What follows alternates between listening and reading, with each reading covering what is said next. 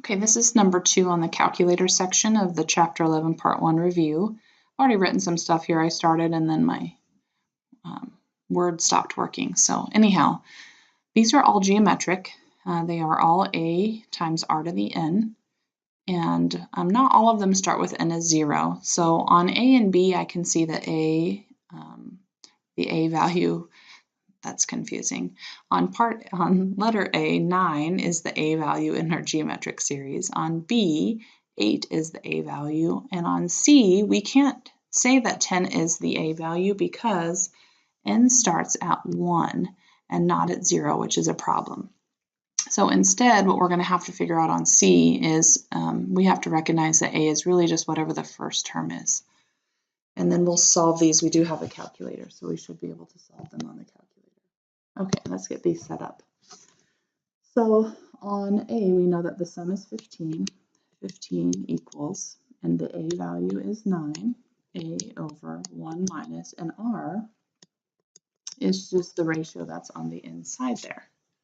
So I'm going to get out my other work so I have it all ready, because I think when I go to my calculator, it might go away. That one I'll be able to see. Okay, so I'm going to go solve and just type it in as is. We could probably do a little bit of algebra to get it to work a little better. But so 15 equals 9 divided by 1 minus, I'm just going to call it x for now, and then a comma x.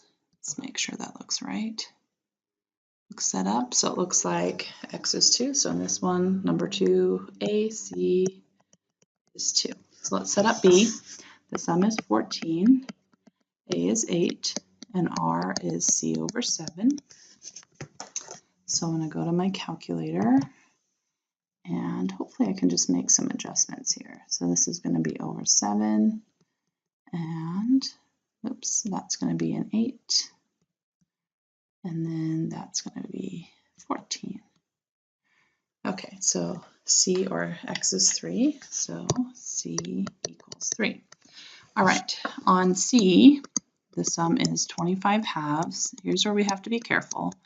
The R value we can see, but the A, because this doesn't start at 0, is whatever the first term is. So the first term is when I plug a 1 in this case.